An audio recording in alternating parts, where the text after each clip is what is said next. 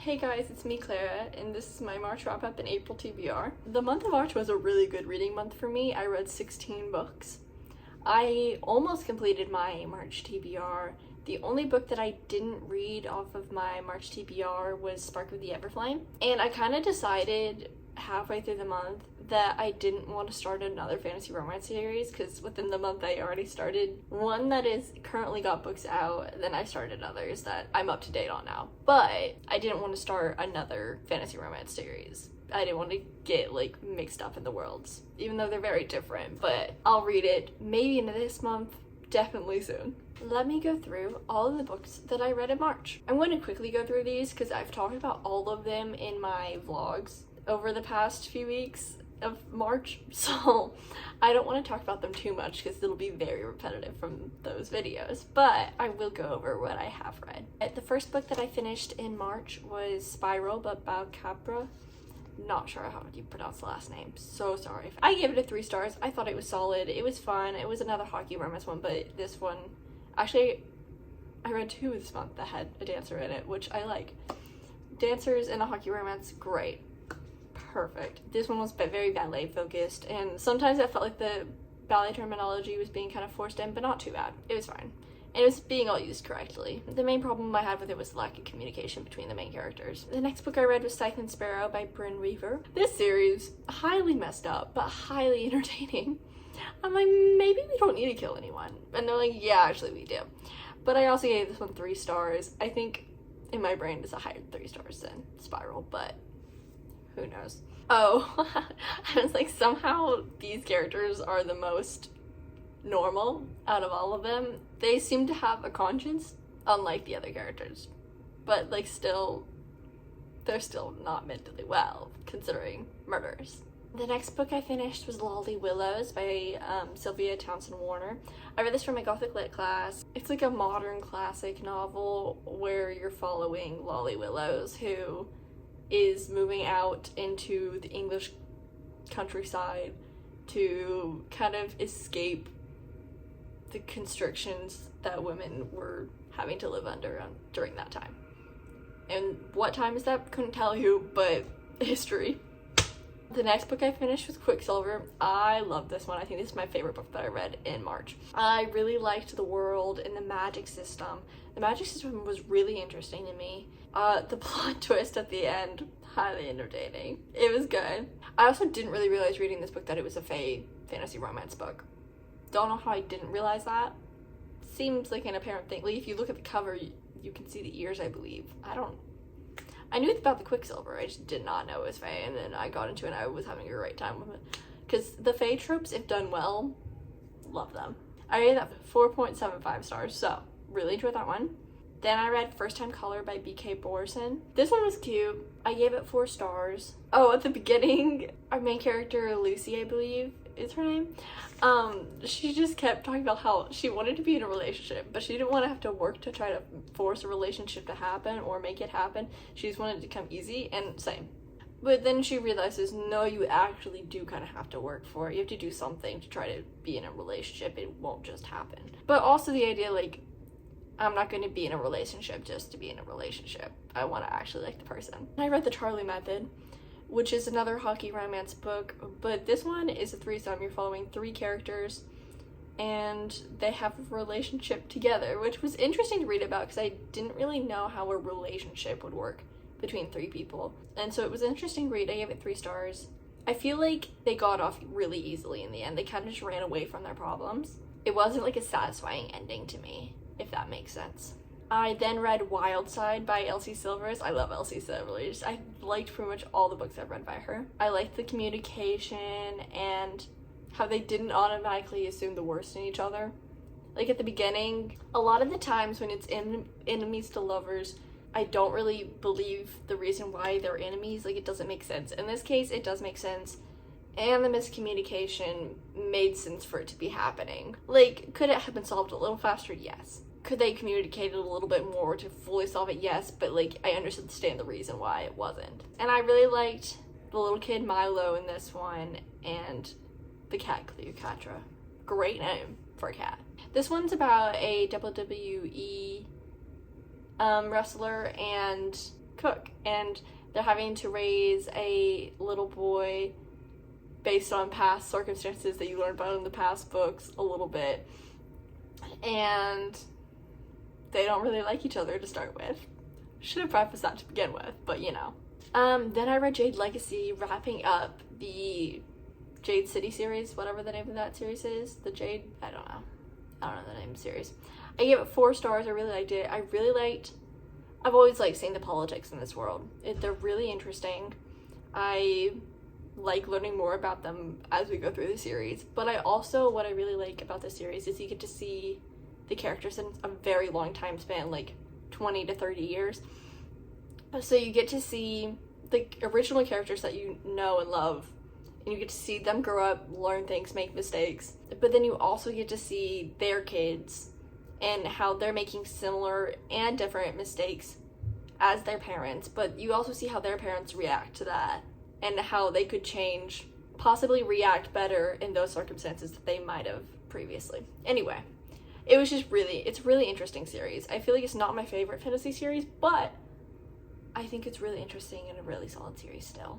Then I read Story of My Life by Lucy Score. I gave it 3 stars. I thought it was cute. I liked the author writing. I don't know, Lucy Score books are just kind of cute and fun to read most of the time. A lot of small town romances, and this one is the same. Just kind of like basing it off of like romance books in general. It was very kind of tropey in that way, of being meta, of a book about a romance book about a romance writer. Next, I read Beautiful Exile by Cowles. I gave it 4 stars. I really like the series of, I don't even know what they're called. They're like romances with crime elements or like bad things happening to the main characters. Sorry guys, but they're interesting reads. I think my main problem with this one that I didn't give it 5 stars is the main guy kind of gave me the ick a little bit sometimes. Well, he did the like don't touch her, like protecting her thing, which is fun for when it happens one time, but he did it like probably 10 times throughout the novel, and that's a lot. That's too much for me. But like other than that, I really liked it. I liked the suspense. I was able to guess one of the twists. These you kind of have to go in not knowing a ton, but I really liked the next. I picked up City of Gods and Monsters. It's good. I like this one too. This is another fantasy romance series. This one's urban fantasy, and it's kind of a similar premise to Crescent City, but like only from like the synopsis standpoint. Beyond that, no. Like the actual plot is very different than Crescent City, but basically this girl Loren is a human in a world full of like monsters, of like vampires, werewolves, the devils, which are like hellishers. I don't really know how to pronounce that, but she's a human in this world, and they're kind of bottom rank. They don't have magic, they don't have powers, they're kind of endangered. Their lifespan is a human lifespan, it's not an immortal lifespan like all the others, so they're just kind of looked down upon. Her and her friends are go to this party, and then are trying to get home, and then one of her friends gets kidnapped because the people who want to kidnap our main character Loren, but she won't, and so they take her friend instead. And then you also follow one of the devils, Darian, and he does like contract kills, things of that nature. But he is contracted to get Loren. He finds her. He's like, wait, she's a human. Why do we want to get a human? There must be something more here. And then they work together to figure out this whole situation. And it's fantasy romance, so you can guess what happens there as well. Anyway, I gave it 4 stars. I really liked this. This was a great start of the series. It was a good slow burn book. I know the rest of the series will not be slow burn, but the first book is. And it's very addicting. Like, it was like it's like 700, 800 pages, but I read it in like 2 days, easy. My main problem with this one was Loren just doesn't stand up for herself. Her first thought is, oh, Darian can help me, and I hope he helps me. And then she proves that she can help herself. That's just not her first gut reaction at all. But I think throughout the series, hopefully, she'll learn that she can help herself. She can do things for herself. I don't know. Be more independent. This month, I also finally finished Murder of Roger Ackroyd. I've been reading this one for forever on audio, and I just have been wanting to listen to music, so then I haven't finished it. And you know, that's okay. I'll take that L sometimes. But I finally finished it. I rated it 4 stars as well. I really liked it. It was interesting to read. I liked getting to see the story from this narrator's point of view. It's different than a lot of the other Agatha Christie books, because this is one of the Hercule Poirot ones. Plot twisted in this one. I didn't guess it. I was never gonna guess it, I fear. Should I have? Yes, they did leave hints. And then I also finished The Icarus Girl, another book for my Gothic Lit class. I like this one. This one freaked me out. I don't know why it freaked me out so much, but it did. But compared to the other books, this one was written the most recently in like 2005, so it doesn't rely as many like tropes as the other Gothic Lit novels did, because I could like guess what was happening in those because I know the tropes. This one wasn't going for tropes, so I was like, I don't know what's happening, and I'm scared. It talks a lot about race and being mixed race and having a white mom and a white dad, and the struggles of identity through that is the main central theme of it. I feel like you gotta go in not knowing a ton because it's wacky. Next I read Consider Me. Started with another hockey romance book, of course. I rated it 3 stars. It was cute. It made me giggle and kick my feet. Was the main guy kind of annoying? Yes. Could I get past that? Yes. This one was about the main guy. He gets around quite a lot, but then he meets Olivia, and he's like, oh, I want to date her. Well, not original. That's not immediately his gut reaction. He's like, oh, I want to be with her, but like not necessarily date her. And she's like, no, I only do boyfriends. So unless you want to do that, go away. And he's like, wait. Actually, for you, I would. So that's basically the premise of the story. It was solid. Hockey romances, always solid. And by always solid, I mean not always solid, but like they're a fun time. Next, I read The Rag Picker King by Cassandra Clare. I really like this one. Did I remember much from Torcatcher? No. But you can kind of go in, you can get the vibes. They give you a bit of a recap. It was fine with me not remembering a ton. I like the world in this. The politics are really interesting, and I'm really interested to see what she does with them in the next book. And the ending was definitely a Cassandra Clare ending. I will never get over the Chain of Irons one. That one had me in a mental breakdown. And you know, this one wasn't as bad as that. But I'm interested to see where it goes. I'm definitely excited for the next book. And then the last book that I finished in March was Play With Me by Becca Mack. And I rated this one 3 stars. It's in the same series as Consider Me. I think it's the Play Along With Me series, something of the nature. This one's brother's best friend, and it's once again a dancer and a hockey player, which my favorite way to do this, I gotta say. But he's another guy that gets around a lot. They all the hockey players, they're not relationship people except for the 3rd book in that series, which I also read. We'll get to that later. But that one was cute. The girl's very spunky in that one, but also like it deals with grief a bit, so she's an interesting mix as a character. Garrett was cute. He very like scared of her at first, and I'm like, yeah, that's correct. You should be scared. And I enjoyed that. So I feel that's all there's to say with that. But those are all the books I read in March. Now I want to go through my April TBR. So the first book that I want to read in April is Unravel Me, which is the 3rd book in that series of hockey romance books. Pretty sure it's Play Along With Me. And that one is about another one of the hockey players, obviously, he desperately wants to be in like a relationship. He's had troubles with it in the past, has had people cheat on him, so he just wants someone who cares about him rather than that he's a hockey player. And then our main girl is a single mom, and she's learning to become a veterinarian, but she's struggling because single mom problems and not making a lot of income as a student, obviously. So, but her and our main guy Adam meet, chance occurrence in the woods as one does, and the story goes on from there. As you can tell, I've already read this. It's April 2nd. Let me look my live. And the next book on my list is Fall With Me, which is the 4th book in that series. It follows Jackson, and I don't know. Oh, I think it's photographer for the team, if I remember from the last book, because I think they hinted at it at the end. And then I want to read the Strawberry Patch Pancake House, which is the next book in the Pumpkin Spice Cafe series. Whatever that series is called, I forget what it's called. These are fun books. They're never my favorites, but they're fun, so I want to read that one. City of Souls and Sinners, which is the next book in the House of Devils series. As I said, excited to read more from this world. And then I also want to read City of Lies and Legends, which is the third book in that series. And then I want to reread The Mime Order and The Song Rising, because I've been wanting to read that all year.